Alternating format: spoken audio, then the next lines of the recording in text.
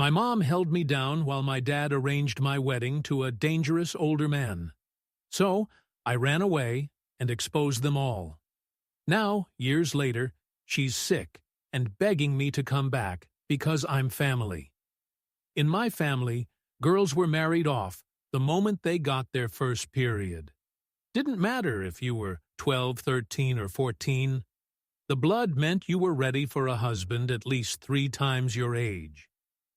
I grew up with this idea, so in my head, it didn't seem that bad until I turned 11 because that's when I watched my cousin Miam get promised to a 43-year-old man just 3 days after her first period. His previous 2 wives had died before turning 20. That was the first night I decided to stop eating enough food. Not because I was fat, and not because I hated food, but because I noticed the skinnier girls in my family would be the last ones to get their period. And I knew it was my only option. I later learned that your body actually needs to have enough fat before starting puberty, Lowell. The other girls called me skeleton, but I didn't care. Other girls my age were already promised to men who had children older than them. That didn't mean they stopped prepping me to be a wife, though. Every Friday from 1 a.m. to 10 a.m., I was made to serve meals to male family members for hours without speaking. And of course, if I made eye contact or noise while serving, then I would receive 10 lashes of the belt. I was forced to hold burning pots without oven mitts to toughen up soft hands for kitchen work.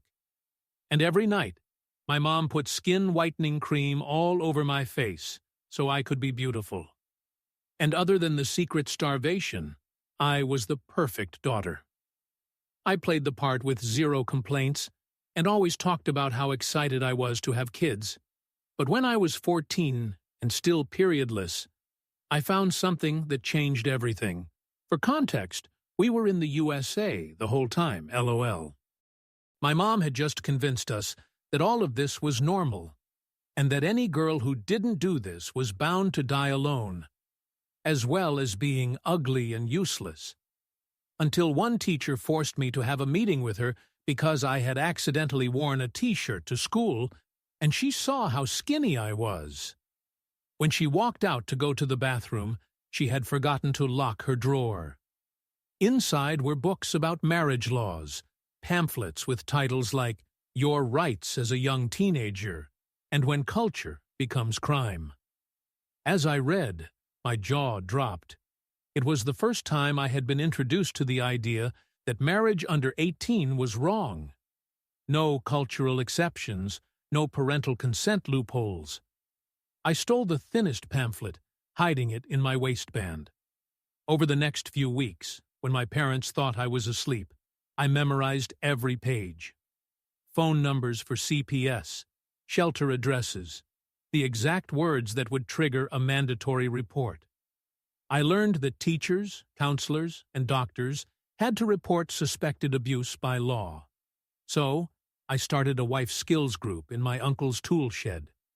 6 younger cousins who hadn't bled yet, all desperate to avoid their fate.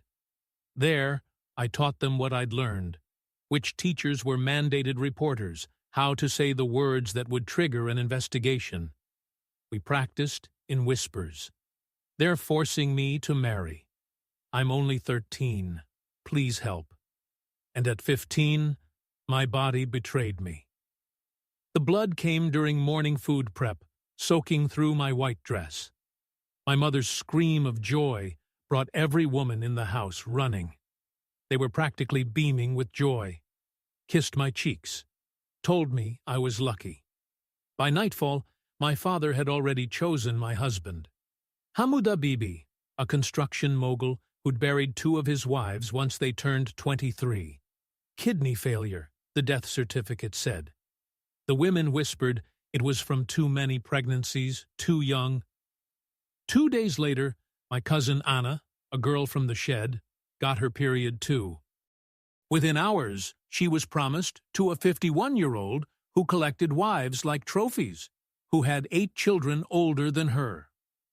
I watched the light drain from her eyes as they discussed her bride price like she was livestock. That night, I slipped her my notebook. Every shelter number, every legal fact, every escape route I'd memorized. Tomorrow, I whispered, tell the science teacher. Use the exact words I taught you. Her hands shook as she took it. What about you? My wedding's not for 2 weeks. I'll figure something out, I responded, voice shaking. But I was wrong, because that night there was a knock at the door. It was CPS. My father's face went from confusion to fury as they asked about Anya, about underage brides, about forced marriages. They needed to speak to all the girls in the family under 18.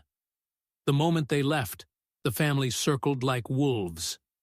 In their eyes, someone had been teaching the girls lies.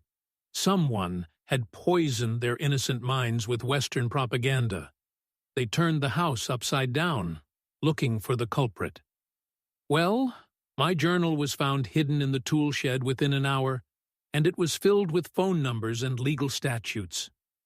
My father burned it in front of everyone while calling me diseased, contaminated, and my personal favorite, a cancer that needed to be cut out. The wedding is tomorrow, he announced before she destroys anyone else. Dawn came too fast. In an hour, they would come to dress me in red and gold to deliver me to a man who'd own all alive 2 girls already. My stomach churned as footsteps approached my door. I grabbed the plastic bag I'd hidden days ago, stuffed with only the essentials, a change of clothes, the shelter addresses I'd memorized and rewritten, and the 20 I'd stolen from my mother's purse over months, one at a time. The door handle turned. I clutched my stomach and doubled over, letting out a groan that wasn't entirely fake. My mother entered, already dressed in her finest clothes for my wedding day. "Get up," she commanded. "Theshan arrives in 30 minutes." I groaned louder, pressing my hands against my abdomen. "Mama, something's wrong." "My stomach," she frowned, approaching cautiously. "In our culture, a sick bride was a bad omen." "What did you eat?"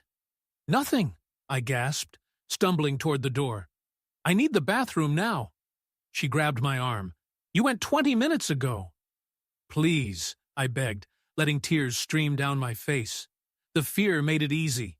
It hurt so bad. She released me with disgust. 5 minutes. The aunties are waiting. I stumbled down the hall, clutching the hidden bag under my loose nightgown. Once inside the bathroom, I locked the door and immediately stood on the toilet seat. The ceiling tile I'd loosened weeks ago shifted easily. I shoved the bag inside, then actually used the toilet to make the sounds convincing. 3 minutes passed. I flushed, ran water, then groaned loudly again. "Mama, I can't stop my stomach." Her fist pounded the door. "Open this door." "I can't," I cried, standing on the toilet again. The small window above it had been painted shut years ago, but I'd been working at it with a butter knife stolen from the kitchen. "Please, just another minute." More pounding. Multiple voices now. My aunts had joined her. I pushed the window frame with all my strength. The paint cracked, then gave way. Cool morning air rushed in. The opening was tiny, meant for ventilation, not escape. But months of starvation had made me small enough. "She's taking too long." My father's voice boomed. "Break it down." I grabbed my bag from the ceiling and shoved it through the window first. Then I pulled myself up, shoulders scraping against the frame. The door shook as bodies slammed against it. My hips stuck. I bit my tongue to keep from crying out, twisting sideways. The lock splintered just as my legs cleared the window. I dropped 6 feet onto wet grass, ankle twisting but not breaking. Behind me, shouts erupted from the bathroom. I ran barefoot, nightgown flapping. I sprinted across our backyard and into the neighbors. Dogs barked.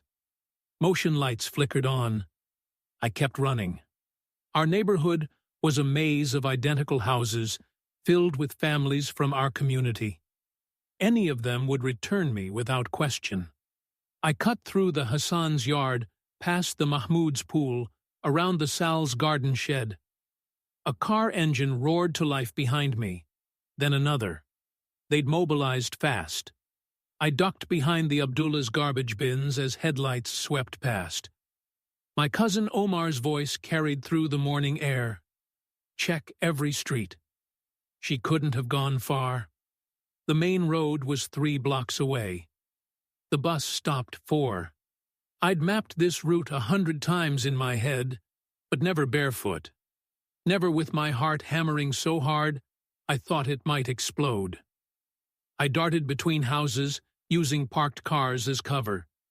My feet left bloody prints on the concrete. A piece of glass embedded itself in my heel, but I couldn't stop to remove it. There, my cousin Kareem's shout came from the left. A car screeched around the corner. I dove through Mrs. Chen's rose bushes, thorns tearing at my nightgown and skin. She wasn't from our community. Maybe she wouldn't recognize me. I limped across her backyard and into the alley behind. The bus stop came into view just as the morning bus pulled up. I burst from between buildings, waving frantically. The driver, an older black woman, took one look at my bloody feet and torn nightgown and held the door. I climbed the steps and froze. No money. In my panic, I'd left the 20 in the bag. "Please," I whispered. "I just need to get downtown. I'll pay you back. I promise." An elderly woman in the front seat stood up, pressing exact change into the machine. "Sit down, child," she said softly. She didn't ask questions, just guided me to the seat beside her and handed me tissues from her purse. The bus pulled away just as Omar's car skidded into the parking lot. I ducked below the window, but not before seeing his face twisted with rage. The woman beside me shifted slightly, blocking me from view. We rode in silence until downtown, where she pressed a 10 bill into my hand before getting off. "Whatever you're running from," she whispered, "don't go back." The courthouse was a massive building I'd only seen from car windows. I limped through the metal detectors, leaving bloody footprints on the marble floor. Security guards exchanged glances, but didn't stop me. The family court clerk, a middle-aged woman with kind eyes, took one look at me and came around the counter. "Honey, do you need medical attention? Emergency protective order." I gasped out the words I'd memorized. "I'm 15. They're forcing me to marry today, please." She guided me to a chair and brought forms. "Where are you staying?"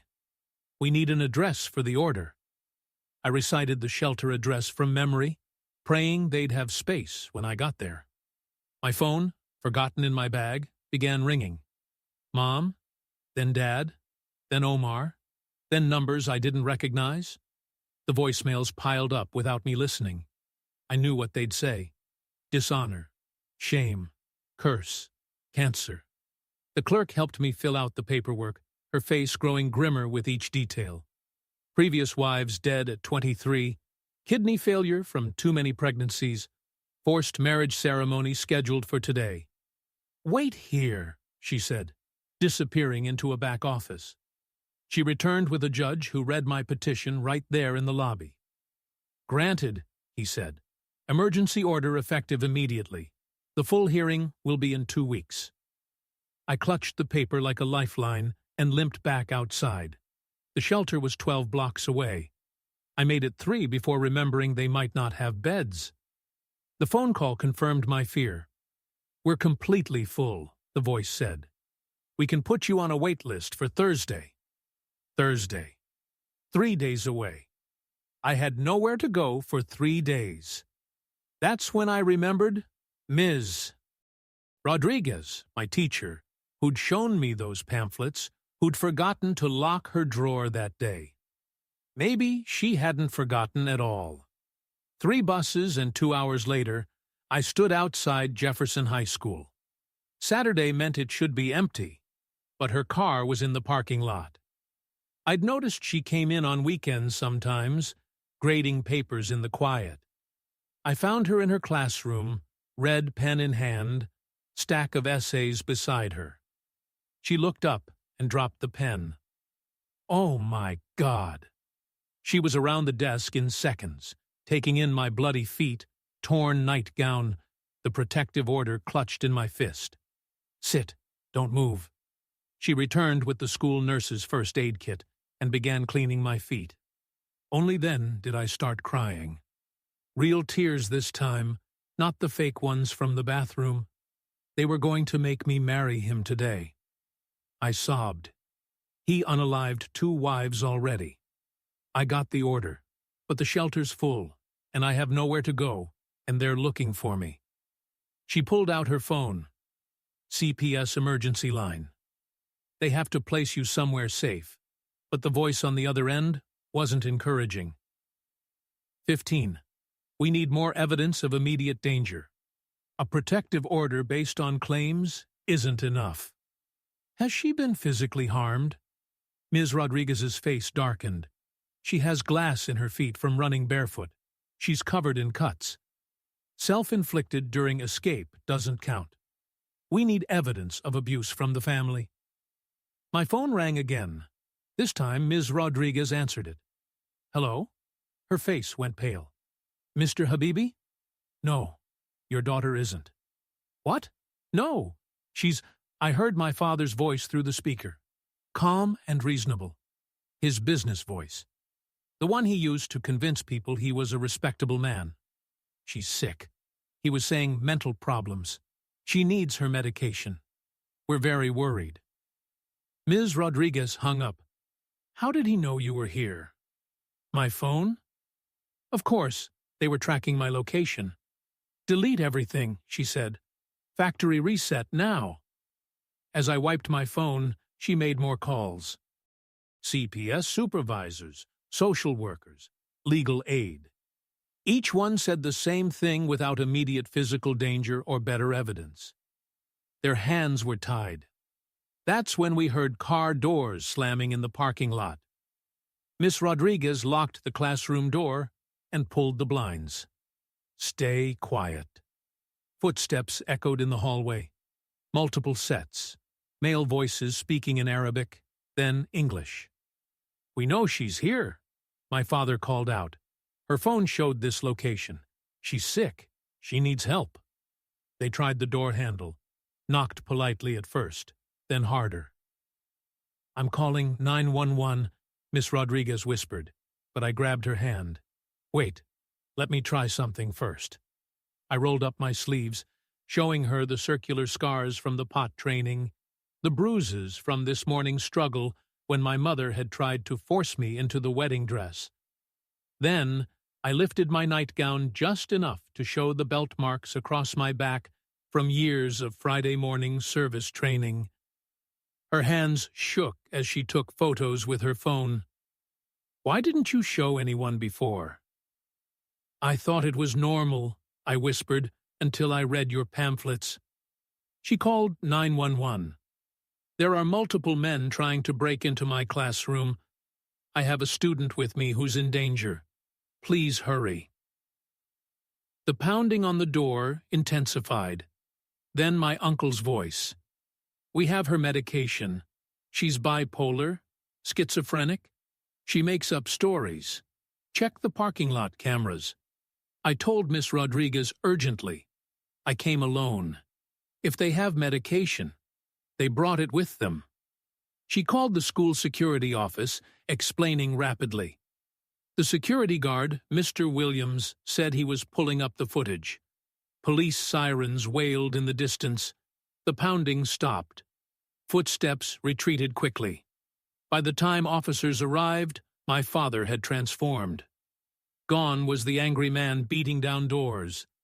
In his place stood a concerned parent, in an expensive suit holding prescription bottles with my name on them. Thank God you're here, he told the officers. My daughter is very sick. She has delusions, makes up terrible stories about our family. The officers separated us for questioning. One stayed with me and Ms. Rodriguez, while two others spoke with my father and uncles in the hallway. "She's never been on medication," Ms. Rodriguez insisted. "I've been her teacher for 2 years. Look at these injuries." The officer looked at my feet. "The cuts, the bruises, could be self-inflicted," he said slowly. "If she was having an episode, check when those prescriptions were filled."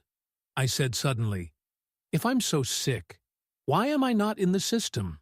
Why no doctor visits? No therapy?" Monsieur Rodriguez pulled out her laptop. "I have essays," she wrote, "months of them, about family traditions, cultural expectations. They document everything subtly. She'd kept them.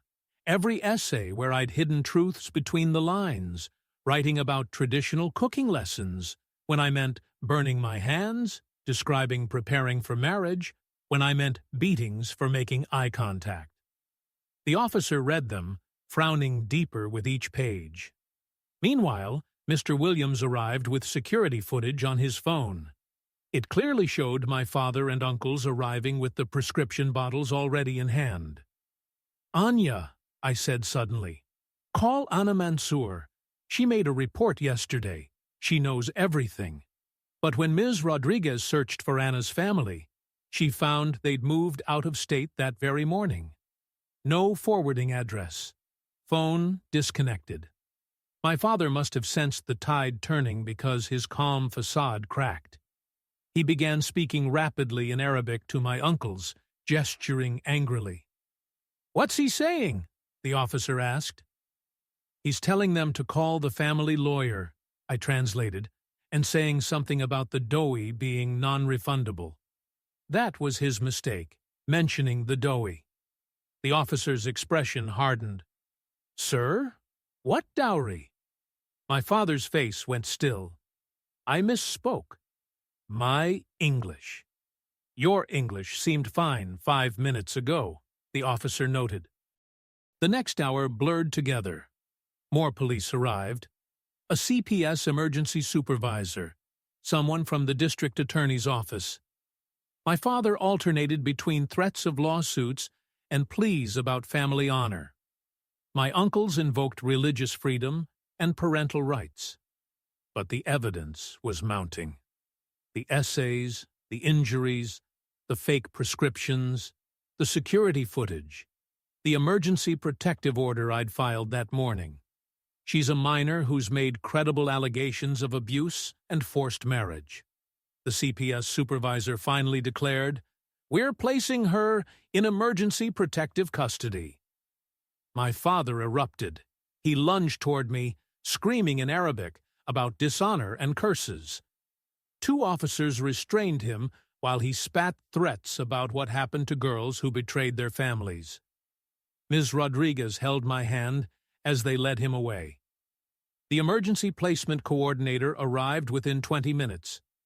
A tired-looking woman named Margaret, who'd clearly been pulled from her weekend.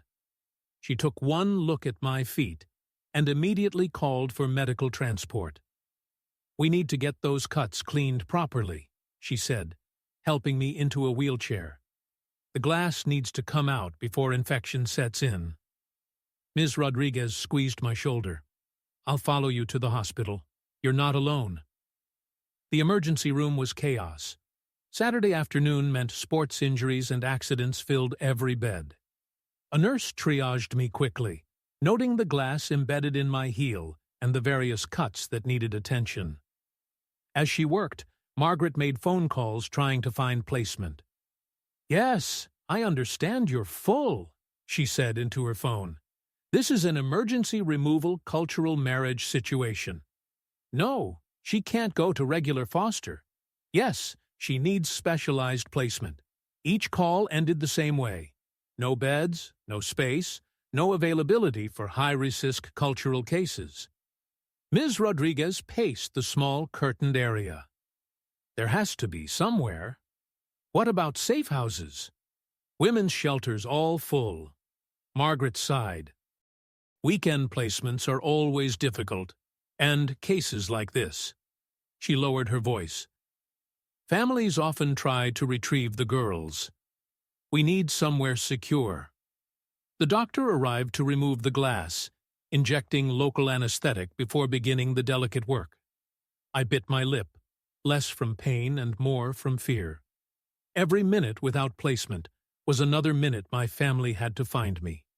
Wait, Ms. Rodriguez said suddenly. I know someone, a retired nurse who used to work with the district. She's done emergency placements before. Margaret perked up. Is she certified? Let me call. Miss Rodriguez stepped outside, returning minutes later with a small smile. Theodora Whitman.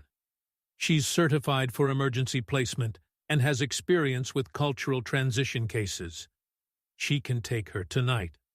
Relief flooded through me as Margaret began the paperwork.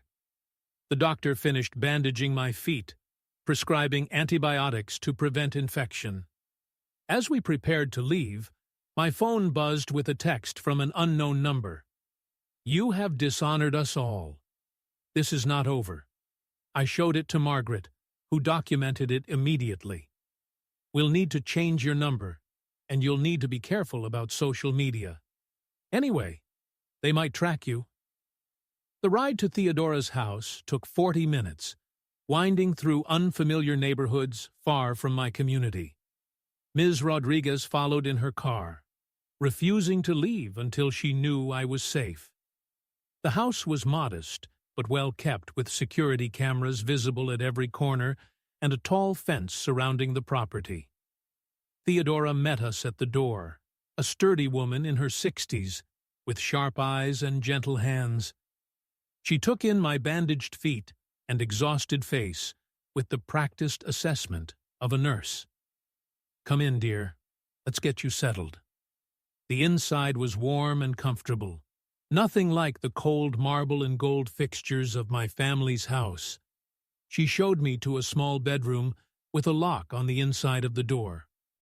For your peace of mind, she said simply, the windows have alarms, and I have motion sensors around the property. You're safe here. Margaret finished the paperwork while Miss Rodriguez helped me unpack my meager belongings. Before leaving, my teacher pressed a card into my hand. My personal number. Call any time, day or night. That first night, I barely slept. Every car passing made me tense. Every shadow could be an uncle or cousin coming to drag me back. Theodora found me sitting by the window at 3 a.m. watching the street. They came for the last girl, too, she said quietly, settling into the chair beside 3 brothers, and a father stood right at that gate, demanding I return their property. She smiled grimly. The police response time to this address is under 2 minutes. I made sure of that. Sunday passed in a blur of safety planning. Theodora helped me set up a new phone with a number known only to her, Margaret, and Ms. Rodriguez. We went through scenarios. What to do if someone approached me, how to vary my routes, which neighbors could be trusted in an emergency. Tomorrow, we'll need to register you for school in this district, she said. Under a protective order, you can't return to Jefferson High. The thought of starting over was terrifying, but staying hidden was more important than familiar hallways. Monday morning brought the first test. Theodora's doorbell rang at 6 a.m., the security monitor showing my aunt and 2 female cousins. They carried containers of food and wore concerned expressions. We know she's here, my aunt called through the intercom. We just want to talk. Her grandmother is sick with worry. Theodora didn't even respond, just called the police non-emergency line. Yes, the subjects from the protective order are at my property. Thank you. They left before the patrol car arrived, but not before my cousin held up a sign to the camera. We love you. Come home. The manipulation had begun. That afternoon, Margaret called with updates. Your father has hired a lawyer. They're claiming parental alienation and demanding your return. Can they do that? They can try. But with the protective order and CPS involvement, it's unlikely. Still, you need to be prepared for a fight. Tuesday brought flowers. An enormous bouquet appeared on the doorstep with a card. Our hearts are broken. Please forgive us. Love, Mama. Theodora photographed everything before disposing of them. Document everything, she reminded me. Every contact, every attempt. I started at the new school Wednesday, enrolled under special circumstances that kept my records sealed. The counselor, informed of my situation, assigned me a buddy and arranged for me to eat lunch in the library if needed. We've had similar cases, she assured me. Your safety is our priority. But safety felt fragile when I saw a familiar car in the parking lot after school. Not my father's. He was too smart for that, but one of my uncle's work trucks parked where anyone leaving would have to pass. I ducked back inside, calling Theodora from the counselor's office. She arrived within minutes, parking directly in front of the truck and walking me to her car while recording everything on her phone. Let them know we see them, she said. Let them know we're not afraid. Thursday's mail brought legal documents. My father was petitioning for my return, claiming I'd been brainwashed by outside influences and was in danger of losing my cultural identity. Margaret connected me with a lawyer from Legal Aid, a fierce woman named Patricia who specialized in these cases. Standard tactics, Patricia said, reviewing the papers. They'll claim religious freedom, parental rights, cultural preservation. We'll counter with child welfare, documented abuse, and your own testimony. Will I have to see them in court? Not if I can help it. But you need to be prepared for that possibility. Friday morning, the real escalation began. Theodora woke me early, her face grim. Check your social media. Don't log in. Just look. On a borrowed laptop, she showed me my father's public Facebook post. My photo, alongside a desperate plea. Please help us find our daughter. She is mentally ill and needs medication. She was taken by people filling her head with lies. We fear for her safety. The comments were already pouring in. Family friends offering prayers, community members sharing the post, some even offered rewards for information. This is witness intimidation, Patricia said when we called her. He's trying to control the narrative. We need to respond carefully.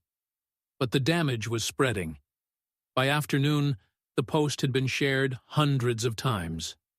My photo was circulating in community WhatsApp groups with warnings about the sick girl who needs help. Then came the first real betrayal. One of the girls from my wife's skills group, my younger cousin Margie, who I tried to protect, posted a video response. In it, she sat primly beside her mother, reciting clearly rehearsed lines. She told us terrible lies about our family, said, "Our parents wanted to hurt us. She made us scared of our own culture. Please, if you see her, help bring her home so she can get help." My heart shattered watching her vacant eyes, knowing the pressure she must have faced to record those words. Theodora held me while I cried. They're using everything you love against you. But that doesn't make what you did wrong. Saturday brought an unexpected visitor. The doorbell camera showed a young woman I didn't recognize holding an envelope. "I'm from the law office," she called. "I have documents for the minor child." Theodora was suspicious. "Leave them in the mailbox. I'll retrieve them." But as the woman turned to go, I caught her profile and gasped. It was my cousin Sarah, 3 years older than me, wearing a wig and business clothes. "Don't go out there," Theodora warned. But I was already at the window. Sarah looked up, meeting my eyes. For a moment, her mask slipped, and I saw tears. Then she composed herself, placed the envelope in the mailbox, and walked away quickly. The envelope contained photos. My grandmother looking frail. My little sister at her birthday party. my chair conspicuously empty, my mother crying while cooking my favorite dish. Each image carefully chosen to maximize guilt. But the last photo made my blood run cold. It was Anna back from wherever they'd hidden her. She stood between her parents wearing an engagement ring, her eyes dead. On the back, someone had written, "She came home. She's happy now. You could be too." "They brought her back," I whispered. "They're going to make her marry him anyway." Patricia cursed when we called her. "This complicates things. If Anna recants her statement, she won't," I said firmly. "Look at her eyes. She's terrified. Fear doesn't matter if she won't testify to it." Sunday's attack was more direct. Theodora's neighbor called to report men photographing the house from across the street. By the time police arrived, they were gone. But the message was clear. "We know where you are." "Maybe we should move you," Margaret suggested during an emergency meeting. But Theodora shook her head. "Running tells them they're winning. We stay. We document. We fight." Monday morning brought the court hearing for the permanent protective order. Patricia had prepared me carefully, but nothing could have prepared me for walking into that courtroom. My entire extended family filled one side. Aunts, uncles, cousins, community leaders, all in their finest clothes, all staring at me with mixtures of pity and disgust. My parents sat in the front row, my mother dabbing at her eyes with a handkerchief. I took my seat beside Patricia, trying not to shake. My father's lawyer went first, painting a picture of a loving family torn apart by Western corruption. He presented character witnesses, the imam from our mosque, family, friends, even my old pediatrician, who testified I'd never shown signs of abuse during checkups because I was never allowed to be alone with him. I whispered to Patricia. My mother always answered for me. When our turn came, Patricia presented the evidence methodically. The photos of my injuries, the essays documenting years of preparation for forced marriage, the security footage of my father arriving with fake prescriptions. Then she called Miss Rodriguez to testify. My teacher took the stand calmly, but I could see her hands shaking slightly.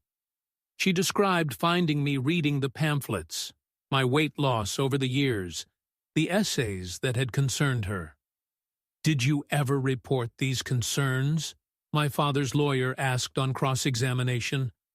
I tried to build trust first. I thought, if she felt safe, so you didn't report. You didn't follow mandatory reporting laws. I reported when I had concrete evidence. After allegedly influencing her with anti-cultural propaganda, Patricia objected, but the damage was done.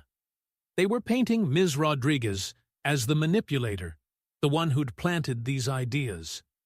When it was my turn to testify, Patricia had me focus on facts. The burn scars, the beatings, the men my cousins had been promised to Hamoud Habibi's dead wives. "These are serious allegations," the judge said.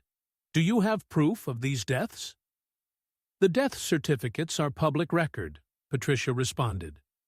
Both women died of kidney failure before age 23. Both had multiple pregnancies. My father's lawyer stood. "Kidney failure is a medical condition, unless you're alleging my client murdered these women." "I'm alleging a pattern," Patricia countered.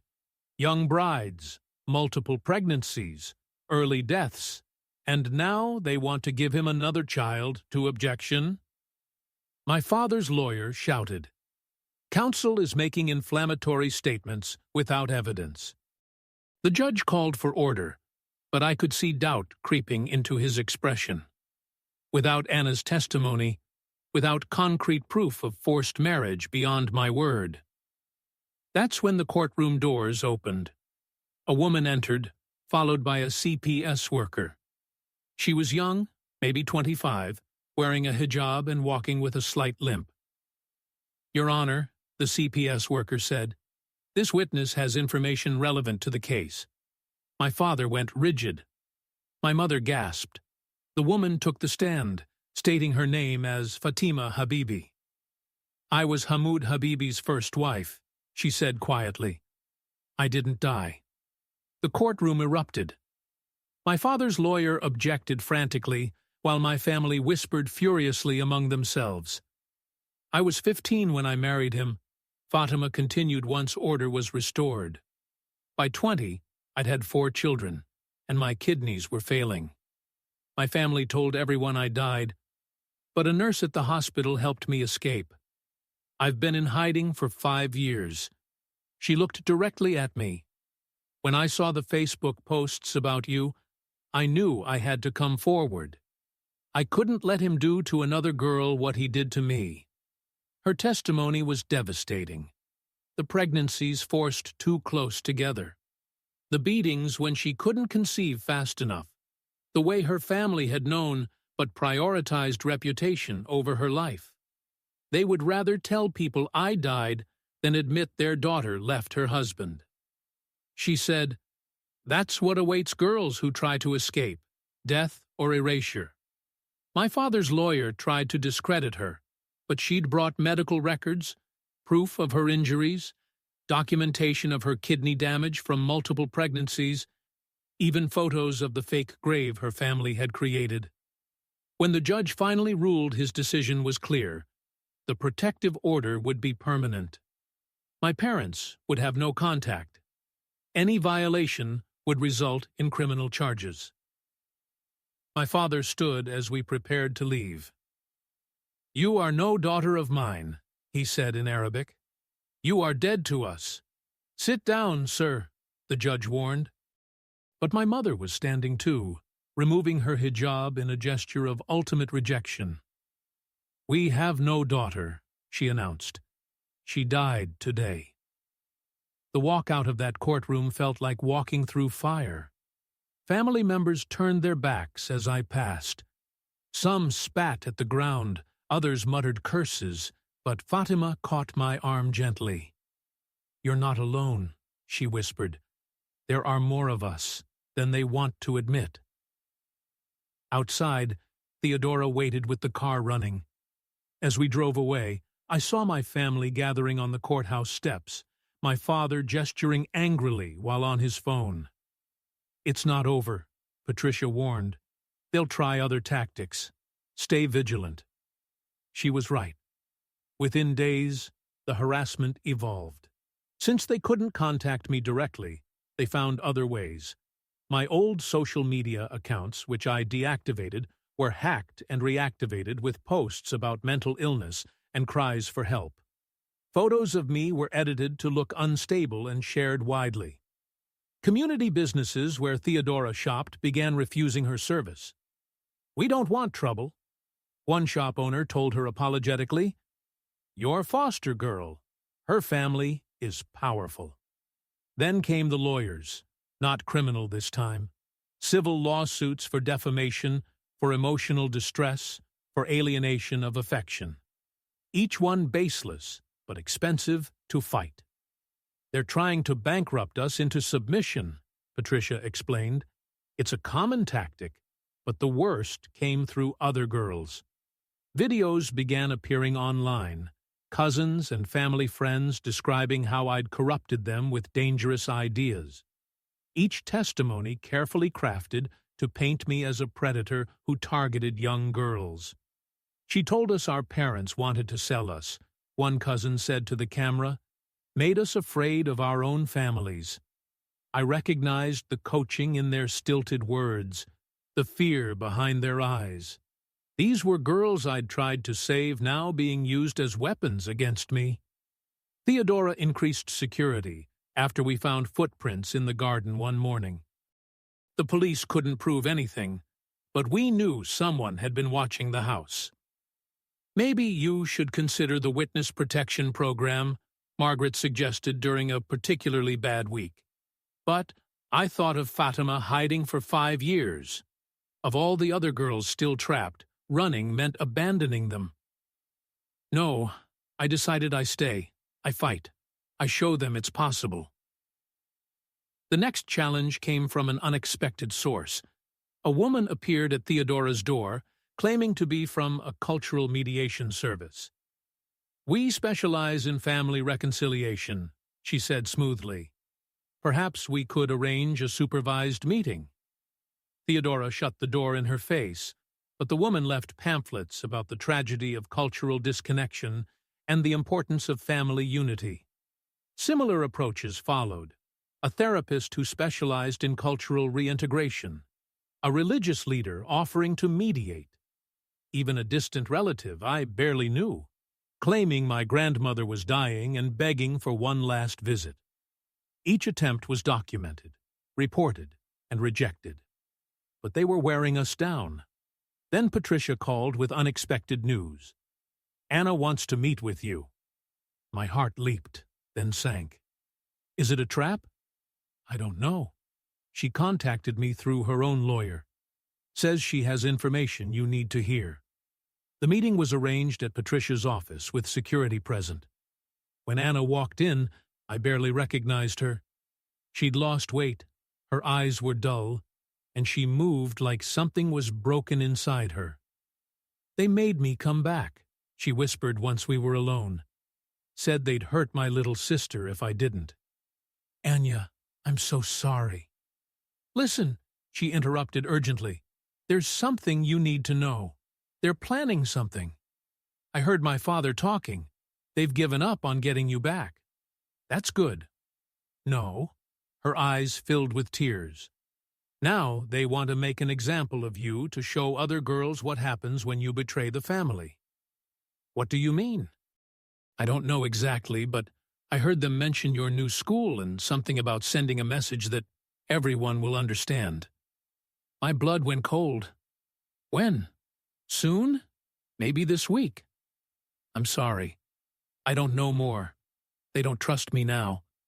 She gripped my hands. "Be careful. Change everything. Don't follow patterns. They've been watching, learning your routines." Security escorted her out quickly, but not before she pressed a small piece of paper into my palm and address. "Other girls," she mouthed silently. "Help them." That night, Theodora and I made plans. I would take a few days off school, vary my schedule, never be alone. But we underestimated their determination. Wednesday morning, I was in the kitchen when Theodora's security alarm triggered. Not the perimeter alarm, the window sensor in my bedroom. "Lock yourself in the bathroom," Theodora commanded, already on the phone with 911. I ran, hearing glass breaking behind me, male voices shouting in Arabic. Not my father or uncles. They were too smart to come themselves. These were hired men, distant relatives or community members willing to do the dirty work. The bathroom door was solid wood with a good lock, but it wouldn't hold forever. I could hear them searching, calling my name, promising they just wanted to talk. "Police are 3 minutes out," Theodora called through the door. "Hold on." The door knob rattled, then harder pounding. They'd found me. "Come out, girl. Don't make this harder. Your family misses you." I pressed myself against the far wall, looking for anything to defend myself with. A can of hairspray, scissors in the drawer. Not much against grown men. The door frame began to splinter. One more hit, and they'd be through. Then sirens. Beautiful, blessed sirens screaming down our street. The pounding stopped. Footsteps running, doors slamming. By the time police entered, the men were gone, leaving only broken glass and muddy footprints. "We need to move you tonight," Margaret said, arriving within the hour. "This placement is compromised." As I packed my few belongings, I thought about Anna's warning, about the address she'd given me, about all the girls still trapped, still believing they had no choice. "I want to do something first," I told Theodora. "Before we go, I need to make a call." I dialed Miss Rodriguez's number, Remember those pamphlets? I think it's time we made more. A lot more. Because they could move me, threaten me, hunt me, but they couldn't silence the knowledge I'd spread. Every girl who learned her rights was a victory they couldn't undo. The war for my freedom wasn't over. But as we drove away from Theodora's compromised safe house toward another placement, I carried with me something more powerful than fear. The certainty that I'd already won the battle that mattered most. I'd proven it was possible to say no, to choose differently, to survive their rejection and build a new life. And that message, that hope, would spread to other girls, whether my family wanted it to or not. The new safe house was 40 mir away, a small apartment above a retired police officer's garage. Margaret explained he'd done this before, housing girls whose families wouldn't stop hunting them. The security was even tighter than Theodora's. Motion sensors, cameras, panic buttons in every room. I spent the first night staring at the address Anya had given me, a house number in a neighborhood I recognized, where another cluster of our community lived, more girls who needed to know their options. Ms. Rodriguez visited the next morning with boxes of supplies. We decided to create information packets, not just pamphlets, but detailed guides hidden inside school notebooks, phone numbers written as math problems, legal information disguised as history homework. We'll distribute them through the school nurses, she explained. They're mandatory reporters and can identify at-risk students. While we worked, Patricia called with updates. The men who'd broken into Theodora's house had been identified through fingerprints. Distant cousins from my father's side. Warrants were issued, but they'd already fled the state. Your family's also filed an appeal on the protective order, she added. They're claiming religious discrimination. The packets took 3 days to prepare.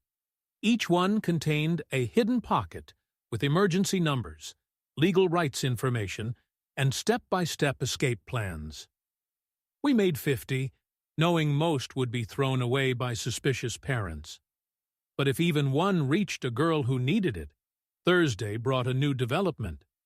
A social worker arrived with a teenage girl, her eyes wide with fear. She was from a different family in our community, but her story was familiar. Promised to a 47-year-old man. Her period had come last week. I found your notebook, she whispered to me. Hidden in my cousin's room, the one with the math problems that were really phone numbers. My heart soared. The information was already spreading beyond my reach. Margaret arranged for her emergency placement while I sat with her, explaining what would happen next. The fear in her eyes slowly shifted to determination as she realized she had options. That night, my new phone rang with an unknown number. I almost didn't answer, but something made me pick up. Don't hang up, a young voice said quickly. I'm calling from a friend's phone. We're 6 girls. We found your information. We need help. I grabbed a pen, writing down everything as she spoke in rushed whispers. 6 girls, ages 12 to 16. 3 already promised to older men. They met in secret, sharing the notebook pages they'd found. Can you get to teachers' counselors? I asked. We're trying, but our parents watch us constantly now. After what you did, they're all scared. I gave her specific phrases to use, teachers' names at different schools who would respond, made her repeat the emergency numbers back to me, told her about the security cameras at the courthouse, how to file emergency orders. What if they catch us? She asked, voice trembling. Then you try again, I said firmly, and again until you're free. Friday morning, Patricia called with urgent news. Your father's lawyer filed an emergency motion. They're claiming you're recruiting minors into dangerous situations. They want criminal charges filed for teaching girls their legal rights. They're calling it corruption of minors, interference with parental rights. It won't stick, but it's meant to scare you into silence. But I was done being scared into silence. That afternoon, I met with a journalist Ms. Rodriguez knew, someone who specialized in human rights stories. She'd agreed to write about the underground network of girls sharing information, protecting their identities while exposing the practice. No photos, no real names, she promised. But people need to know this is happening here in America. The article wouldn't run for weeks, but just knowing it would exist felt like victory. Saturday's mail brought a surprise, a package with no return address, postmarked from another state. Inside were photos and a letter in shaky handwriting.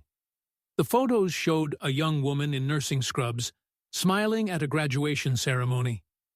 The letter was from Fatima. "I wanted you to see what's possible." She wrote, 5 years of hiding, but I built a life, became a nurse, found love with someone who sees my worth beyond being someone's property. Stay strong.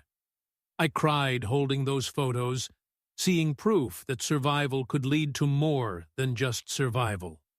Sunday was quiet until evening when Margaret called. 3 more girls came forward today. Different families all citing the information packets. CPS is opening investigations. The backlash was swift. Monday morning, my father's lawyer held a press conference on the courthouse steps. He painted me as a troubled teen destroying families, corrupting innocent children with Western ideology. Several community leaders stood behind him, nodding gravely. "She targets vulnerable young girls," he said to the cameras, "fills their heads with lies about loving families who only want to preserve their culture." Patricia was ready with our own response. She'd gathered statements from teachers, social workers, and counselors who'd seen the pattern for years, but hadn't known how to help. The retired officer I was staying with even agreed to speak, describing the lengths families went to retrieve girls. But the real blow came Tuesday. A video surfaced online. Margie again, but this time she wasn't alone. 4 other girls from my wife's skills group sat with her, all reciting how I'd tried to turn them against their families. She said our parents were evil, one girl stated flatly. Said our culture was wrong, made us hate who we are. I recognized the coaching, the careful word choices, but to outsiders it looked damning. "Don't watch anymore," the retired officer advised, closing the laptop. "They're trying to break you." Wednesday, everything accelerated. Patricia called early. The journalist editor had received legal threats about the article. My father's lawyer was claiming defamation, threatening massive lawsuits. Then Margaret arrived with news that made my blood run cold. "One of the girls who called you last week. Her family found out. They're moving her out of state tomorrow." "Which one?" I asked, though I already knew. It would be the oldest, the bravest, the one most likely to run. Samira, 16. She was supposed to meet with a counselor today. I thought fast. The courthouse, if she can get there before they leave. Margaret was already calling, alerting authorities. But we all knew the statistics. Once girls were moved across state lines, they rarely resurfaced. That afternoon, I made a decision. Despite everyone's protests, I insisted on going to the courthouse. Not inside. That was too dangerous. But nearby, where Samira might see me if she managed to escape, the retired officer drove parking where we could watch the building. For 2 hours, nothing. Then a van pulled up, and I saw her. Samira pressed between 2 ants being walked toward the entrance. Not for protection, for passport documentation. They were taking her out of the country. She saw me through the car window. Our eyes met for just a moment. I pressed my hand against the glass, mouthing one word, "Run." She didn't run, couldn't. With her aunts gripping her arms, But as they passed the security checkpoint, she did something else. Dropped to the ground, screaming about stomach pain. Classic move from my playbook. Security responded, calling for medical help. In the chaos, Samira managed to grab an officer's arm. I couldn't hear what she said, but I saw his expression change. He spoke into his radio, and suddenly more officers appeared. Her aunts tried to pull her up, insisting she was fine, but Samira kept screaming, kept holding the officer's arm. Within minutes, CPS workers arrived. "We need to go," the officer said, starting the engine. "Now." As we drove away, I saw my uncle emerging from the van, phone pressed to his ear, gesturing furiously. They'd lost another one. Thursday was a blur of legal meetings. Patricia was building a case against the intimidation tactics, documenting every threat, every harassment attempt. The journalist had found a publisher willing to risk the lawsuits, and more girls were coming forward. Not just from my community, but from others who'd heard whispers of the network. "You started something," Patricia said. "Something they can't stop." Friday morning, I woke to sirens. Not unusual in this neighborhood, but these stopped close. Too close. The retired officer was already up checking cameras. "Stay back," he ordered. Hand on his service weapon. Through the window, I saw flames. A car in the parking lot was burning. Not his car, one that hadn't been there last night. As firefighters worked, police found something in the trunk. Dolls dressed in white wedding dresses burned beyond recognition. The message was clear. "We're moving you again," Margaret said when she arrived today. But I was tired of running. "No, they want me scared, hidden. I'm done giving them what they want." The argument lasted hours. Finally, we compromised. I'd stay, but with increased security. Off-duty officers would rotate shifts, panic buttons linked directly to 911, and I'd vary my location, never sleeping in the same place twice. Saturday's news brought unexpected hope. The article had been published online early, going viral within hours. Comments poured in from women who'd escaped similar situations, offering support and resources. Organizations I'd never heard of reached out, wanting to help expand the information network. But the best message came from Anna. A single text from an unknown number. 12 girls in 3 states now have the notebooks. They're making copies. You did it. Sunday was quiet, but I knew it was the calm before something. My family wouldn't accept this level of defiance without a final move. It came Monday morning. Not violence this time, but something worse in their eyes. A formal announcement in the community newsletter. I had been officially disowned, not just by my parents, but by the entire extended family. My name was to be erased from family trees, my photos removed from homes. Anyone who spoke to me would face the same fate. In their world, it was worse than death. It was complete erasure. But as I read the announcement, I felt something unexpected. Relief. They'd played their final card, and I was still standing. Tuesday brought a flood of responses. Girls who'd been watching, waiting, saw that the worst punishment hadn't destroyed me. 3 more emergency orders were filed that day. 2 girls made it to shelters. One was caught, but managed to tell teachers before her family could move her. Wednesday, I met with the organization leaders who'd reached out. They wanted to formalize the network, create a proper support system with legal backing and safe houses specifically for these situations. "We'll call it the Freedom Network," one woman said. "Hidden in plain sight, like your notebooks." Thursday was my court date for the Permanent Protective Order renewal. I walked in to find the courtroom packed. Not with my family this time. They'd given up that fight, but with girls and women who'd escaped, social workers who'd helped them. teachers who'd noticed the signs. My father's lawyer made one last attempt, arguing that the disownment proved the family wanted no contact. The judge shut him down quickly. Disownment doesn't erase threats made or crimes committed. She stated firmly, "The order stands." As we left court, Fatima was waiting outside. She'd driven 3 hours to be there to show me I wasn't alone. We didn't need words, just hugged, while photographers captured the moment. 2 girls who'd refused to disappear.